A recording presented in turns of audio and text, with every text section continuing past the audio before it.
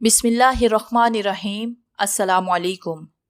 हमारे चैनल कहानी hub official में खुशामदीद।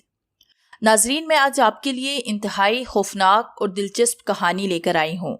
लेकिन कहानी शुरू करने से पहले आपसे गुजारिश है कि अगर आपने हमारा चैनल सब्सक्राइब नहीं किया तो आप हमारे इस चैनल को सब्सक्राइब कर लीजिए और बेल आइकन को भी प्रेस कर लें ताकि हर नई आने वाली वीडियो बआसानी आप तक पहुँच सके। आज जो मैं कहानी आप लोगों के साथ शेयर करने जा रही हूँ, ये कहानी मुझे एक मेरे व्यूअर ने सेंड की है। मैं उम्मीद करती हूँ कि आपको ये कहानी पसंद आएगी। और अगर आप में से कोई भी अपनी कोई कहानी मेरे साथ शेयर करना चाहता है तो वो आप मुझे इंस्टाग्राम पे सेंड कर सकते हैं। इंशाल्लाह आपकी भी कहानी मैं अपने चैनल पे शेयर करूँगी। तो चलिए बढ़ते हैं अपनी आज की कहानी की जानिब। मैं अभी नाश्ता करके छत पर आया और कुदरत के हसीन मंजिर को अपनी आंखों में जज्ब करने लगा। मैंने घूमकर इधर उधर का जायजा लिया। इस वक्त पूरा गांव हल्की हल्की धुंध से ढका हुआ था।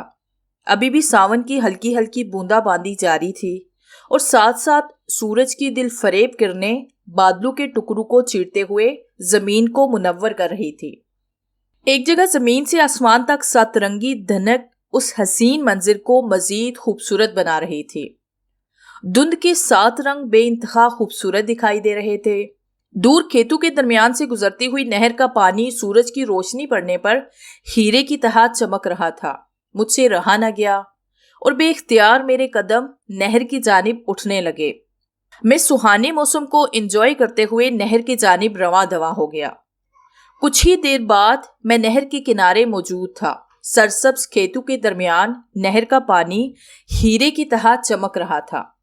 नहर के साफो शफाफ पानी में आसमान का अक्स निहायत खूबसूरत मंजिर पेश कर रहा था। नहर के पानी में नीले आसमान पर बर्फ की तरह सफेद बादल इधर उधर भाग रहे थे। कोसो कजा के 7 रंगों का इस खूबसूरत मंजिर को 4 चांद लगा रहा था। मैं इस हसीन मंजिर को आंखों में सुमोए नहर के किनारे किनारे चलने लगा। ठंडी ठंडी हवा मेरे वजूद से टकरा रही थी। दुनिया और जहान का सुकून मुझे अपने अंदर उतरता हुआ महसूस हुआ। दूर ही नहर के किनारे मुझे कोई बैठा हुआ दिखाई दिया। शायद वो कोई मेरी तरह ही इस मौसम को एंजॉय करने आया होगा। मैंने दिल ही दिल में सोचा और उसकी तरफ चल दिया। करीब पहुंचने पर मुझे पता चला कि वो तो मेरा दोस्त आफताब था। इसे देखकर मैं काफी खुश हो गया। आज वो मुझे तकरीबन 1 हफ्ते के बाद नजर आया था। मैं खामोशी से उसके पीछे जा खड़ा हो गया। उसका ध्यान मेरी तरफ नहीं था। वो बहुत ही गुमसुम सा किसी गहरी सोच में डूबा हुआ था और बड़े ही धीमे अंदाज में नहर के किनारे छोटे छोटे पड़े हुए पत्थर नहर के पानी में फेंक रहा था। क्या हो रहा है जनाब? मैंने उसके कंधे पर हाथ रखते हुए कहा तो वो एकदम से घबरा सा गया और उसका चेहरा खौफ से जर्द हो गया और वो सोचू के दरिया से बाहर आया। अरे साइम, तुम? वो गहरी सांस खारिज करके बोला। मैंने हाँ में सर हिलाया। तुमने तो यार मुझे डरा ही दिया था, वो संजीदा होकर बोला। मैं काफी देर से तुम्हारे पीछे खड़ा था लेकिन शायद तुम्हारा ध्यान कहीं और था, मैंने उसके साथ बैठते हुए कहा तो वो धीरे से मुस्कुरा दिया। काफी दिन हो गए थे तुम्हारी सूरत नहीं देखी, कहाँ गुम रहते हो? मैंने जल्दी से पूछा। मैंने कहाँ जाना है, वो मुख्तसन बोला। उसका लहजा बड़ा ही बदला बदला सा था। पहले की तरह ना ही चेहरे पर मुस्कुराहट थी और ना ही शरारत। आंखों में अजीब सी अफसुर्दगी की झलक नुमाया थी। तब मैंने पूछा, क्या बात है आफताब, तुम बड़े ही परेशान दिखाई दे रहे हो, खैर तो है ना? नहीं यार, कोई बात नहीं, वो मसनूई मुस्कुराहट चेहरे पर सजाते हुए बोला। आज से पहले मैंने तुम्हें इतना परेशान नहीं देखा। तुम्हारा चेहरा और लहजा बता रहा है कि कोई ऐसी बात है जो कि तुम जाहिर नहीं करना चाहते। मैंने उसके कंधे पर हाथ रखते हुए कहा। यार साइम, ऐसी कोई बात नहीं, वो नजरें चुराते हुए बोला। आफताब, बात शेयर करने से दिल का बोझ हल्का हो जाता है। हम कोई बात नहीं छुपाते हैं, हम बहुत अच्छे दोस्त हैं और तुम ये भी जानते हो कि मैं तुमसे कोई भी बात नहीं छुपाता, मैंने संजीदगी से कहा। پھر میرے بڑے اصرار پر وہ اصل بات بتانے پر مجبور ہو گیا۔ یار سائم، تم جانتے ہو کہ میں رات کو آفس سے لیٹ گھر آتا ہوں۔ ایک رات دفتر میں کام زیادہ تھا تو دیر ہو گئی۔ رات کو میں اپنی کار میں گھر آ رہا تھا کہ ویران راستے میں مجھے چاند کی روشنی میں کوئی کھڑا ہوا دکھائی دیا۔ قریب پہنچنے پر پتا چلا کہ وہ کوئی نوجوان لڑکی ہے۔ اس نے اپنا چہرہ چھپایا ہوا تھا۔ اس نے ہاتھ کے اشارے سے مجھے گاڑی روکنے کو کہا۔ میرے دل میں خیال آیا کہ نوجوان لڑکی کا آدھی رات کو اس ویرانے میں کیا کام ہے؟ کہیں یہ کوئی چڑیل، کوئی جن زادی تو نہیں جس کے بارے میں لوگوں نے کہانیاں بنا رکھی ہیں کہ اس راستے میں خوفناک جن زادی کا بسیرا ہے۔ یہ سوچ کر میرے جسم میں خوف کی ایک لہر دوڑ گئی۔ پر آج کل کے زمانے میں جن زادی، چڑیلوں اور بھوتوں کا وجود نہیں، یہ تو جاہل لوگوں کی بنائی ہوئی کہانیاں ہیں، وہ بھی جھوٹی۔ کہیں یہ مجبور لڑکی نہ ہو۔ یہ سوچ کر میں نے گاڑی روک دی۔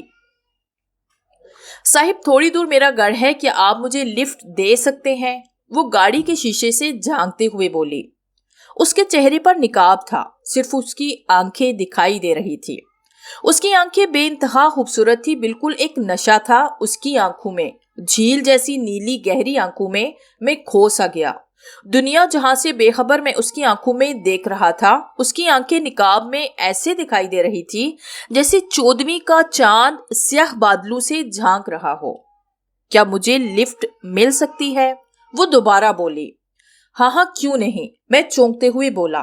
تو وہ گاڑی کا پچھلا شیشہ کھول کر گاڑی میں بیٹھ گئی۔ کہاں جانا ہے آپ کو؟ میں نے گاڑی آگے بڑھاتے ہوئے کہا۔ بس تھوڑی دور جانا ہے، میں نے جہاں اترنا ہوا تو میں آپ کو بتا دوں گی، وہ آہستہ سے بولی۔ کیا میں پوچھ سکتا ہوں کہ آپ کون ہیں اور اتنی رات کو اس ویرانے میں کیا کر رہی تھی؟ آج کل کے حالات بھی ٹھیک نہیں ہیں، اس طرح اکیلی لڑکی کو اتنی رات تک باہر نہیں رہنا چاہیے۔ میری بات سن کر بولی، ہم خانہ بدوش لوگ ہیں، کبھی یہاں تو کبھی وہاں، ہمارا ٹھکانہ نہیں ہوتا۔ پیٹ کی آگ کو مٹانے کے لیے گھر سے باہر جاتی ہوں، یہاں پاس ہی ایک گھر میں کام کرتی ہوں، اس لیے رات کو آنے میں دیر ہو جاتی ہے۔ دور سے آپ کی گاڑی کی لائٹس دیکھی تو آپ سے لفٹ مانگ لی۔ اس کی بات سن کر میں نے سر ہلایا۔ کچھ لمحے ایسے ہی خاموشی سے گزر گئے۔ میں چپکے چپکے گاڑی کے شیشے میں اس کی نشیلی آنکھوں کو دیکھ رہا تھا۔ بس جی یہیں روک دیں، وہ خاموشی کو توڑتے ہوئے ہکلاتے ہوئے بولی۔ میں نے گاڑی روک دی۔ بہت بہت شکریہ آپ کا، وہ یہ کہتے ہوئے گاڑی سے اتر گئی اور میں گاڑی آگے بڑھانے لگا۔ میں راستے میں اس کے بارے میں ہی سوچتا رہا۔ اس کی نشیلی آنکھوں نے ایسا سحر مجھ پر کر دیا تھا کہ اس کا چہرہ دیکھنے کے لیے میرا دل بے قرار سا ہو گیا۔ دوسرے دن وہ پھر اسی جگہ کھڑی تھی۔ میں نے اس کے کہے بغیر ہی گاڑی روک دی، وہ بھی خاموشی سے گاڑی میں بیٹھ گئی۔ آپ سے ایک بات پوچھوں؟ میں نے شیشے میں اسے دیکھتے ہوئے کہا۔ جی پوچھیں، وہ جلدی سے بولی، جیسے وہ میرے بولنے کا پہلے سے انتظار کر رہی ہو۔ کیا تم نے کبھی اس راستے میں چڑیل یا کوئی جن زادی وغیرہ کو دیکھا ہے؟ کیا؟ میری بات سن کر وہ کہے لگا کر ہنسنے لگی تو مجھے بڑا عجیب لگا۔ آپ ہنس کیوں رہی ہیں؟ میں نے پوچھا۔ آپ جیسے پڑھے لکھے شخص کے منہ سے ایسی باتیں سن کر ہنسی تو آئے گی نا۔ بہرحال میں نے کبھی کچھ نہیں دیکھا، وہ اتنا کہہ کر خاموش ہو گئی تو مجھے اپنے سوال پر خود ہی شرمندگی محسوس ہونے لگی۔ کیا نام ہے تمہارا؟ میں نے پھر پوچھا۔ میرا نام شیری ہے، وہ مختصراً بولی۔ بڑا اچھا نام ہے، میں نے مسکراتے ہوئے کہا۔ پھر یہ روز کا معمول بن گیا تھا، وہ روز رات کو راستے میں میرا انتظار کر رہی ہوتی اور میں اسے اس کی مطلوبہ جگہ پر چھوڑ دیتا تھا۔ ایک دن میری طبیعت ٹھیک نہیں تھی تو میں باس سے چھٹی لے کر شام کو ہی گھر کی طرف روانہ ہو گیا۔ راستے میں مجھے شیری کا خیال آیا کہ کہیں رات کو پھر وہ میرا انتظار ہی نہ کرتی رہ جائے۔ مجھے اس کا انتظار کرنا چاہیے یا نہیں، ایسے ہی سوچتے ہوئے میں نے گاڑی آگے بڑھا دی۔ ابھی اس راستے میں جس سے مجھے شیری ملتی تھی تھوڑی دور تھا کہ مجھے اسی راستے میں شیری کسی لڑکے کے ساتھ گزرتی ہوئی دکھائی دی۔ اس کے چہرے پر اب بھی نقاب ہی تھا۔ وہ اس لڑکے کی باہوں میں باہیں ڈالے آگے بڑھ رہی تھی۔ اس وقت مجھے شیری پر بے انتہا غصہ آ رہا تھا، نہ جانے کیوں مجھے اس کے اس عمل سے تکلیف محسوس ہو رہی تھی۔ میں نے گاڑی روک دی اور ان پر نظریں گاڑ دی۔ ان دونوں کا رخ ایک پہاڑ کی طرف تھا۔ کچھ ہی دیر میں وہ پہاڑ کے پیچھے چلے گئے۔ میں نے گاڑی سٹارٹ کی اور پہاڑ کے پاس جا کر روک دی۔ اچانک ہی مجھے شیری کے کہکہوں کی آواز سنائی دی۔ میں غصے کے عالم میں گاڑی کا فرنٹ ڈور کھول کر باہر آ گیا۔ اچانک ہی میری نظر زمین پر پڑی تو چونک گیا۔ رات بارش کی وجہ سے زمین گیلی تھی، جس کی وجہ سے وہاں پاؤں کے نشان نمایاں نظر آ رہے تھے۔ قدموں کے نشان مجھے کشمکش میں ڈال رہے تھے۔ 2 پاؤں کے نشان تو بالکل ٹھیک تھے، لیکن 2 پاؤں کے نشان الٹے دکھائی دے رہے تھے۔ یہ بات میرے لیے بڑی ہی حیران کن تھی۔ میری چھٹی حس مجھے خطرے کا احساس دلا رہی تھی۔ لگتا ہے کچھ گڑبڑ ہے، مجھے حقیقت جاننا ہوگی۔ یہ سوچ کر میں نے قدم پہاڑ کی طرف بڑھا دیے۔ میں چھپ کر جا رہا تھا اور پھر میری آنکھوں نے ایک حیران کن منظر دیکھا۔ شیری اس کے بڑے ہی قریب بیٹھی ہوئی تھی۔ جانے من، اب اپنے چہرے پر سے نقاب تو ہٹا دو، وہ لڑکا محبت بڑے لہجے میں بولا۔ مجھے دیکھنے کے بعد تم یہاں سے نہیں جا سکو گے، شیری سریلی آواز میں گونجی۔ تم نقاب تو اتار دو، وہ مسکراتے ہوئے بولا۔ شیری نے ہاتھ بڑھا کر نقاب اتار دیا۔ اس کی نقاب اتارتے ہی اس لڑکے کی ایک چیخ گونج اٹھی اور میں بھی اپنی جگہ پر دہل سا گیا۔ خوف کی وجہ سے میرا جسم کانپنے لگا۔ شیری کا آنکھوں سے نیچے کا تمام چہرہ سیاہ بالوں سے بھرا ہوا تھا۔ سرخ ہونٹوں سے 2 دانت باہر کو نکلے ہوئے تھے۔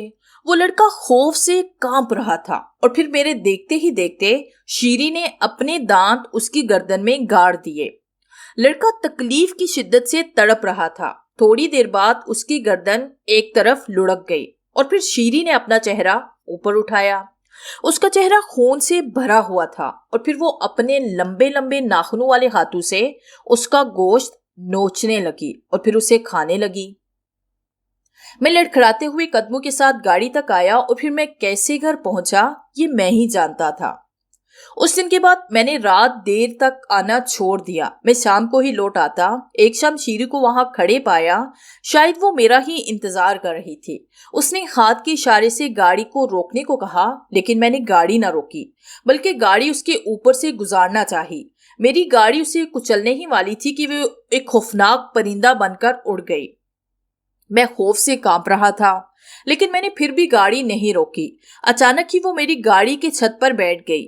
آفتاب، تم نے میرے ساتھ دشمنی کر کے اچھا نہیں کیا، اس کی خوفناک آواز مجھے سنائی دی اور پھر وہ اڑتے ہوئے پہاڑ کے پیچھے غائب ہو گئی۔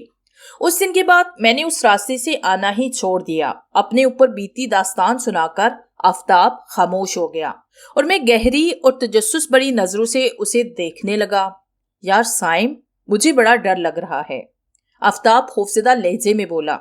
آفتاب، میرے خیال میں تمہیں کسی بزرگ سے رابطہ کرنا چاہیے، میں نے اسے دیکھتے ہوئے کہا۔ پر یار جب سے میں نے راستہ چینج کیا ہے وہ مجھے کہیں دکھائی نہیں دی، آفتاب نہر میں پتھر پھینکتے ہوئے بولا۔ تم آئندہ کبھی اس راستے سے نہیں آنا، میں اسے ہدایت کرتے ہوئے کہا تو اس نے سر ہلا دیا۔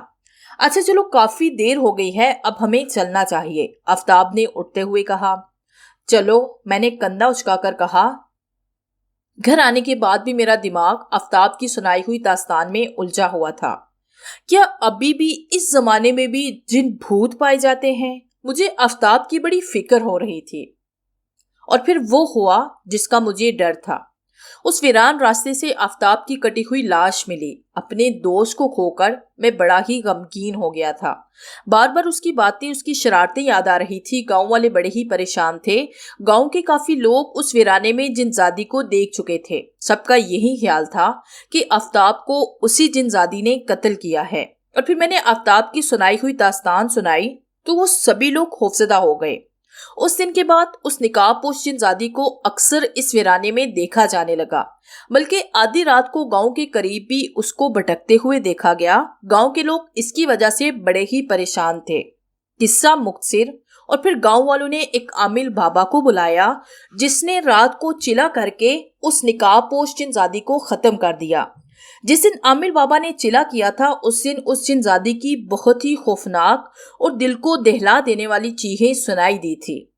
اس دن کے بعد اس نقاب پوش لڑکی کو اس ویرانے میں نہیں دیکھا گیا اور نہ ہی وہ گاؤں کے آس پاس بھٹکتی ہوئی دکھائی دی۔